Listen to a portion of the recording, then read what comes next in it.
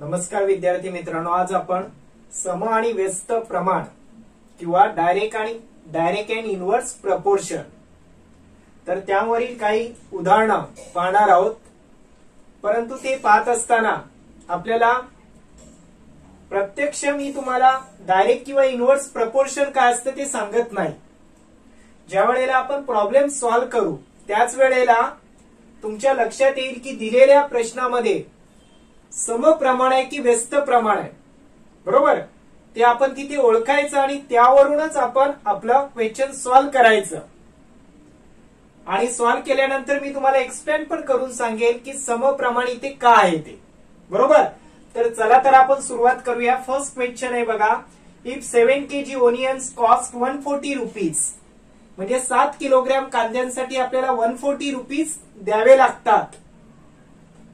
How much must we pay for 12 kg onions, तर 12 kilogram कांद्यांसाठी आपल्याला किती रुपये द्यावे लागतील, बरोबर.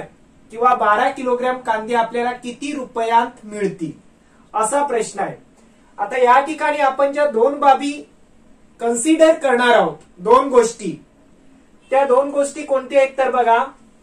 इफ 7 kg ओनियन्स म्हणजे 7 किलोग्रॅम कांद्यांसाठी आपल्याला 140 रुपीज द्यावे लागतात. म्हणजे दोन गोष्टी कोणत्या आहेत.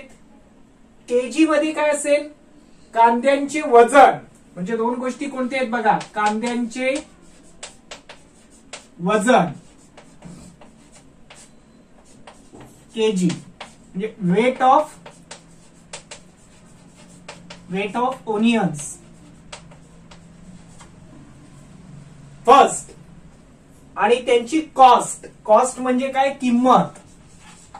आणि दुसरी गोष्ट काय, किंमत किंवा कॉस्ट, तर ती कशामध्ये आहे, रुपीज मध्ये. ओके. आता यांना कन्सिडर करू आपण बघा. 7 किलोग्रॅम कांद्यांसाठी 140 रुपीज लागतात फॉर 7 kg. 7 kg 7 असते तेव्हा कॉस्ट किती होते, 140 रुपीज, बरोबर. तर आता पुढे काय दिलेलं आहे, 12 kg ओनियन्स साठी आपल्याला किती रुपये द्यावे लागतील. इथे जर 12 असतील, 12 kg जर कांदे आपण घेतले तर आपल्याला किती रुपये पे करावे लागतील, किती द्यावे लागतील ते आपण काय मानू, एक्स मानू. लेट बी एक्स. ओके. आता या ठिकाणी बघा, प्रथम आपण 7 kg ओनियन्स घेत होतो, कांदे घेत होतो, त्यावेळेला आपल्याला 140 रुपीज द्यावे लागले. परंतु आपण दुसऱ्या वेळेला 7 च्या ऐवजी काय घेतले, 12 घेतले. म्हणजे इथे केजी जे आपण कांदे घेतोय त्याच्यामध्ये काय झाली, वाढ झाली, बरोबर. कांद्यांचं वजन वाढलं, weight of onions is increase. जर वजन वाढलं तर त्यांचं कॉस्ट पण काय होईल, किंमत पण काय होईल, वाढेल. तुम्ही 7 किलोला जेवढे पैसे देता 140, त्यापेक्षा 12 kg ला जास्त द्याल की कमी द्याल, प्रश्न आहे ना. तर तुम्ही जास्त कांदे घेतले तर तुम्हाला जास्त रुपये पे करावे लागतील, बरोबर. म्हणजे इथे जर वजन वाढलं तर किंमत सुद्धा काय होईल, वाढेल. म्हणजे इथे जर इन्क्रीज असेल तर इथे सुद्धा काय येणार, इन्क्रीज, बरोबर. मग अशा वेळेला जेव्हा एक किंमत वाढल्याबरोबर इकडे इन्क्रीज आणि त्याच रेशिओ मध्ये इकडे सुद्धा इन्क्रीज असेल, वाढच असेल, तर त्या ठिकाणी कोणतं चलन असतं किंवा प्रमाण असतं, तर समप्रमाण. समप्रमाण कधी असतं, एक किंमत वाढल्यावर त्या अनुषंगाने दुसरी पण किंमत वाढते, तेव्हा समप्रमाण असतं किंवा काय असतं, डायरेक्ट प्रपोर्शन. ओके. आणि डायरेक्ट प्रपोर्शन असेल तर आपल्याला ज्या दोन गोष्टी आपण कन्सिडर केलेल्या आहेत, first and second, weight and cost, यांचा जो रेशिओ असेल, यांचं जे गुणोत्तर असेल, तर ते गुणोत्तर काय घ्यायचं, इथे स्थिर घ्यायचं. मग समप्रमाणात काय स्थिर असतं, गुणोत्तर स्थिर किंवा समान राहतं, कॉन्स्टंट. Ratio constant. और रेशो रिमेन सेम. मग आता रेशो कसा घ्यायचं गुणोत्तर, आता बघा याचं याच्याशी गुणोत्तर घेऊ आपण. म्हणजे काय ना 7/140 फर्स्ट रेशो पहिलं गुणोत्तर, आणि दुसरं गुणोत्तर काय येणार मग 12/x. इकडे काय येणार 12/x. ओके. आता आपण क्रॉस मल्टिप्लाय करायचं, तिरकस गुणाकार. मग 7 ला क्रॉस कोण आहे बघा, 7 into x equal to 12 into 140. Okay. आता हे 7 इथे मल्टिप्लायला आहे, हे इथे आपल्याला नको, आपल्याला इथे फक्त काय पाहिजे x पाहिजे. मग मल्टिप्लायला गुणाकाराला असलेले 7 आहेत ते या साईडला आल्यावर, इकडे आल्यावर ते कशाला येतील, डिव्हिजनला भागाकाराला खाली येतील. आता 12च्या टेबलमध्ये 14 आहेत, सॉरी 7च्या टेबलमध्ये 14 आहे. 7 1 जा 7, 7 2 जा 14, 0 ऍज इट इज 20. मग x इक्वल टू 12 इंटू 20, 20 2 जा 12 2 जा 24, 240 रुपीज. बघा किती आला 240 रुपीज. याची काय आली, जर तुम्ही 12 kg ओनियन्स घेतले, कांदे घेतले, तर तुम्हाला 240 रुपये द्यावे लागतील. आलं लक्षात. या पद्धतीने आपल्याला सॉल्व्ह करता येईल. आता इथे तुम्ही म्हटलं गुणोत्तर स्थिर राहतं का पाहूया. फर्स्ट रेशो काय बघा 7/140, आणि सेकंड काय होणार 7/140 म्हणजेच काय 7 1 जा 7, 7 2 जा 40, 1/20 होणार. आता सेकंड काय येणार बघा, सेकंड काय 12/240. आता 12 ने पण डिवाइड करूया आपण. 12 1 जा 12, 12 2 जा 24. बघा रेशो बघा 1/20, 1/20. बरोबर. म्हणजे इथे गुणोत्तर कसं राहतं, स्थिर राहतं. रेशो जेव्हा कॉन्स्टंट असतो, स्थिर असतो, त्यावेळेला तिथे कोणतं प्रमाण असतं, समप्रमाण किंवा डायरेक्ट प्रपोर्शन. आलं लक्षात. तर या पद्धतीने आपण सुरुवातीला प्रपोर्शन प्रमाण ओळखायचं, आणि त्यानंतर समप्रमाण असेल तर आपण या पद्धतीने रेशो घ्यायचा आणि क्वेश्चन आपलं सॉल्व्ह करायचं. आता आपण आणखी काही प्रश्न पाहूया. बघा नेक्स्ट क्वेश्चन आहे, 5 workers take 12 days to weed a field. म्हणजे एका शेताची वीड अ फील्ड्स म्हणजे शेताची खुरपणी करण्यासाठी 5 वर्कर्सला किती डेज लागतात, 12 days 12 दिवस लागतात. How many days would 6 workers take. 5च्या ऐवजी वर्कर 6 असतील, 6 असतील, तर तेच काम करायला त्यांना किती दिवस लागतील. बरोबर. How many would 15 take. जर 15 वर्कर्स आले 5 ऐवजी सेकंड पार्ट मध्ये, तर आपल्याला किती दिवसात ते काम पूर्ण होईल.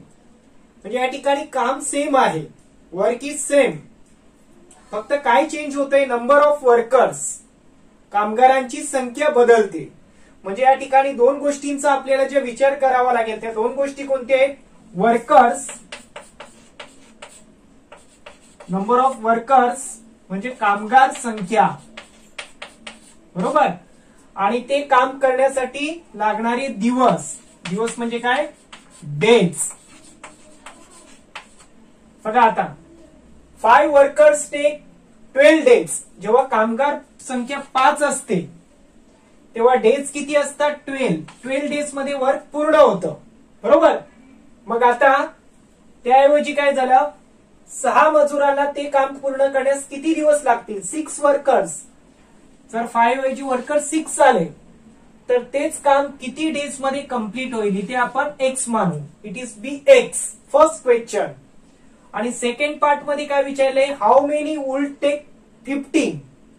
जर इथे आता 5च्या ऐवजी 15 असतील तर त्यावेळेला डेज किती असतील, तर ते डेज आपण त्यासाठी वाय मानू, इट बी वाय.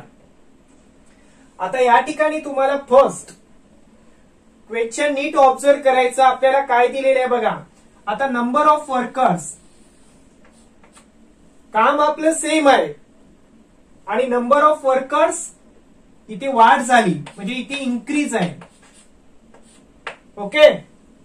मग आता मला सांगा, ते जे काम आहे की जे 12 days मध्ये पूर्ण होत होतं, ते 5 ऐवजी 6 वर्कर आल्यावर 12 पेक्षा कमी दिवसात पूर्ण होईल की जास्त दिवसात? विचार करा बघा. जे काम आधी वर्कर 5 असताना 6 दिवस लागत होते, जर 5 वर्कर्स असताना 12 डेज मध्ये कंप्लीट होत होतं वर्क. आता 6 वर्कर्स आले म्हणजे वर्कर इन्क्रीज झाले, तर तेच काम आपल्याला 12 पेक्षा कमी की जास्त? साहजिकच आहे, इथे 12 पेक्षा आपल्याला कमी दिवस लागतील. म्हणजे इथे जर वाढ असेल तर इथे डेजची संख्या असेल ती कमी होईल किंवा डिक्रीज होईल. ओके, म्हणजे एका ठिकाणी वाढ होते, लॉजिकली विचार करा, तर दुसऱ्या ठिकाणी काय होईल? घट होईल. बरोबर, समजतं का? बघा इथे 5 ऐवजी 15 आले, 5 ऐवजी वर्कर किती झाले? 15 झाले. तर तेच वर्क 12 पेक्षा अजून कमी दिवसात पूर्ण होईल. म्हणजे इथे वाढ झाली तर तिकडे काय होते? घट होते. आणि अशा वेळेला इथे कोणतं चलन असतं? एक वाढ एक घट. त्यावेळेला असतं कोणतं चलन? व्यस्त चलन किंवा व्यस्त प्रमाण. इथे कोणतं प्रमाण असेल? व्यस्त प्रमाण किंवा इनव्हर्स प्रपोर्शन. बरोबर. आणि जर इनव्हर्स प्रपोर्शन असेल, व्यस्त प्रमाण असेल, तर काय स्थिर असतो? गुणाकार स्थिर असतो. काय स्थिर? गुणाकार स्थिर. किंवा यांचं product is constant. Okay, product constant असेल यांचं. मग आता प्रॉडक्ट कसं घ्यायचं बघा. मग आपल्याला 2 क्वेश्चन सॉल्व्ह करायचे. तिथे प्रॉडक्ट कामगार संख्या आणि डेज, वर्कर्स अँड डेज यांचं प्रॉडक्ट म्हणजे काय? फर्स्ट येणार 5 into 12 equal to 6 into x.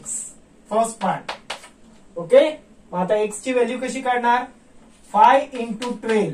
आता मल्टिप्लिकेशनला 6 आहे, तिकडे xच ठेवायचे आपल्याला. 6 ला इकडे आणा, divided by 6 equal to x. 6 2 जा 12 means x equal to 5 into 2 10 days. बघा इथे किती डेज आले? 10 आले की नाही? कमी झाले की नाही? है ना, डिक्रीज आहे. आता सेकंड क्वेश्चन मध्ये काय करायचं आपल्याला? हे सेम आहे, 5 into 12 इक्वल टू, आता कोणाशी कम्पेअर करायचं? 15 आणि y शी. इकडे काय येणार? 15 into y. परत आपण काय घेतलं? फर्स्ट प्रॉडक्ट सेकंड प्रॉडक्ट दोन्ही गुणाकार. आता काय करणार? परत 15 इकडे आल्यावर लेफ्ट साइडला डिव्हिजनला येतील. 5 into 12 upon 15 equal to y. आता 5 च्या टेबल मध्ये 15 आहेत बघा. 5 1 जा 5, 5 3 जा 15. आता 3 च्या टेबल मध्ये 12 आहेत. 3 1 जा 3, 3 4 जा 12 means y equal to 4 days. बघा नंबर ऑफ वर्कर्स किती झाले? 15 झाले ना, त्यामुळे दिवस आणखीनच कमी झाले. इथे अजून दिवस किती झाले? 4 डेज झाले. बरोबर. मग आता तुम्ही यावरून आपल्याला दोन्ही क्वेश्चनचे आन्सर मिळाले. आता तुमचा रेशिओ बरोबर येतो का बघूया आपण. प्रॉडक्ट 5 into 12, 5 12 जा 60. ओके, प्रॉडक्ट सेम का असतं बघा. 6 10 जा अगेन 60. त्यांचं पण प्रॉडक्ट किती आहे? 60 आहे.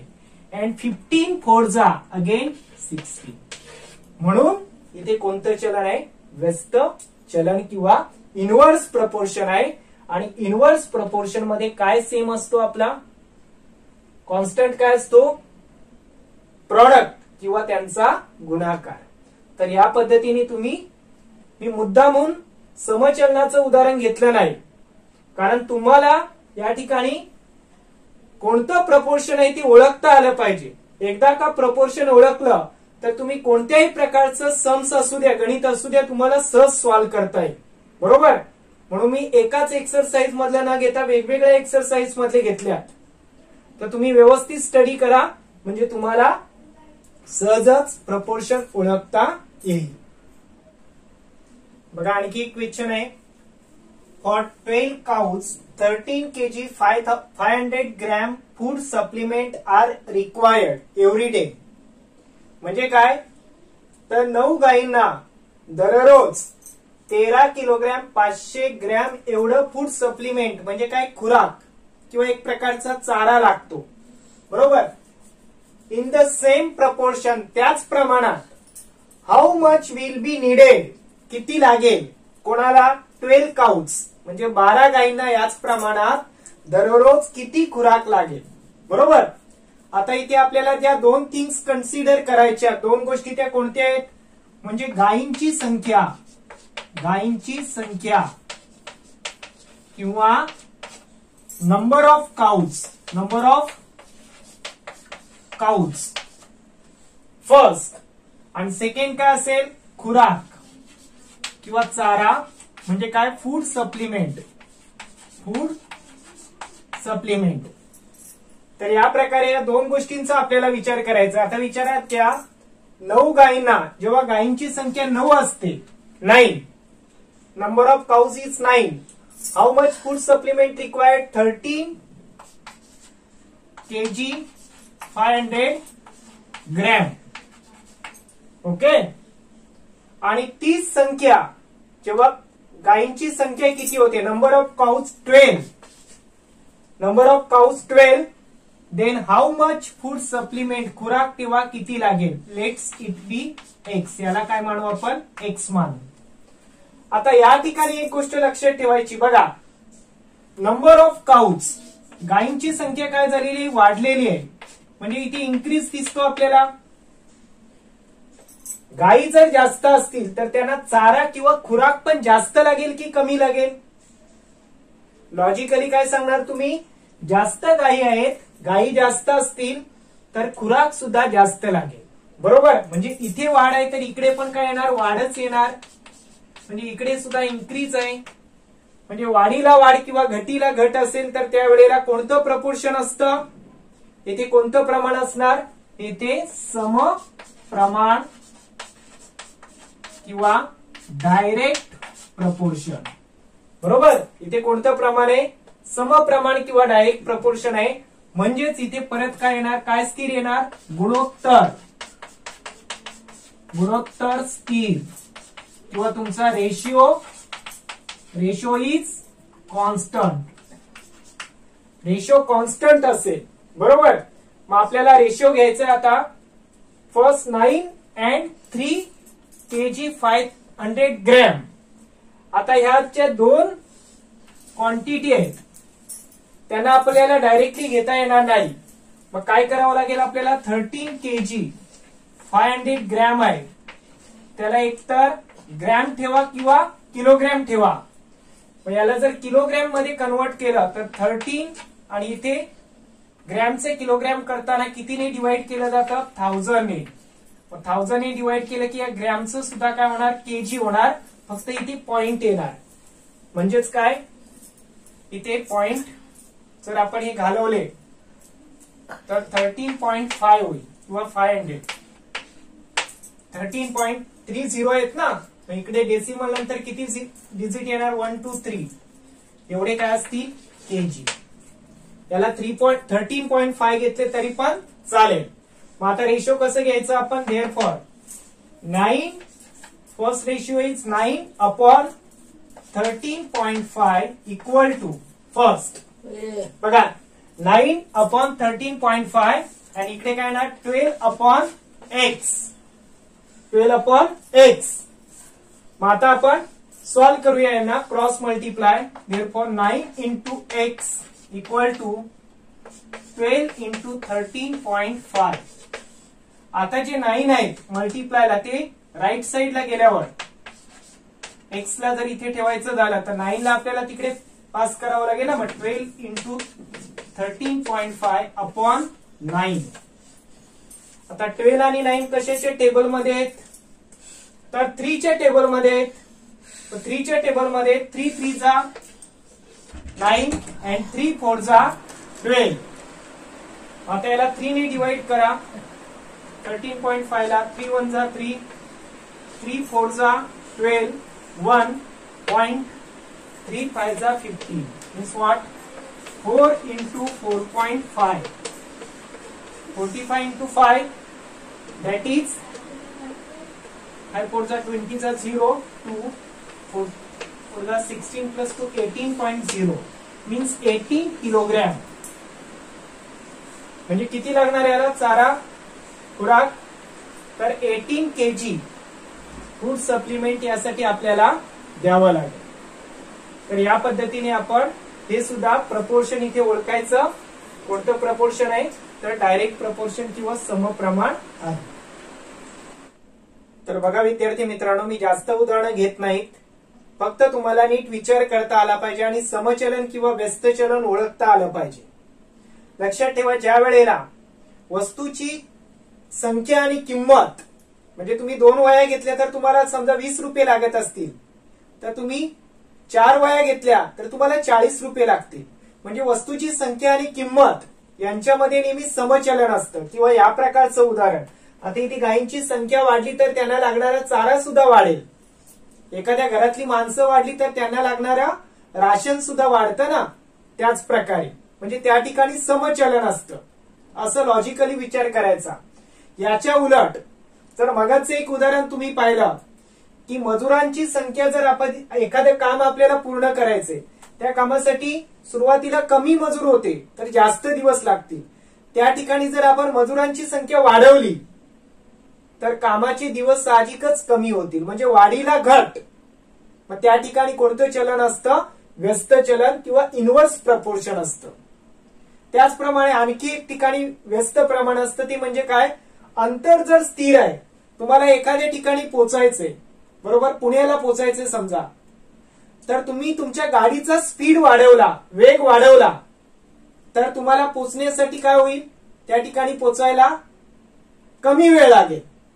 याच्या उलट जर तुम्ही स्लो गेले, म्हणजे तुम्ही स्पीड कमी केला तुमचा, तर तुम्हाला तिथे पोहोचण्यासाठी वेळ कसा लागेल? जास्त. म्हणजे इकडे घट केली तर तिकडे वाढ होईल. म्हणजे या प्रकारच्या ठिकाणी नेहमी कोणतं प्रमाण असतं? व्यस्त प्रमाण असतं.